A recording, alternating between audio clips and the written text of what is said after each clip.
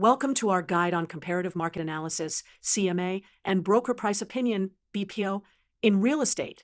Let's learn how to properly value properties using these important tools. A comparative market analysis, or CMA, is a method used to determine a property's value by comparing it to similar properties that have recently sold in the same area. A broker price opinion, or BPO, is a more formal version of a CMA, often used by banks and lenders.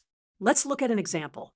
Here's our subject property: a 3-bedroom, 2-bathroom house with 2,000 square feet, built in 2000 with a 2-car garage. Now let's look at 3 comparable properties, or comps, that recently sold in the same area. Comp 1 sold for $300,000. It's similar, but has 3 bathrooms instead of 2, making it superior in that aspect. Comp 2 sold for $290,000. It only has 1,800 square feet, making it inferior in size. Comp 3 sold for $285,000. It was built in 1995, making it inferior in age. Now, let's make our adjustments. Here's the key rule. For superior features, we subtract from the comp's sale price. For inferior features, we add to the comp's sale price. Let's adjust Comp 1. The extra bathroom is worth $10,000, so we subtract $10,000 from the sale price. $300,000 minus $10,000 equals $290,000.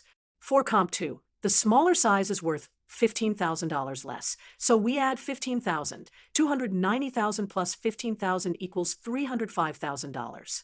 For Comp 3, the older age reduces value by $20,000, so we add $20,000. $285,000 plus $20,000 equals $305,000.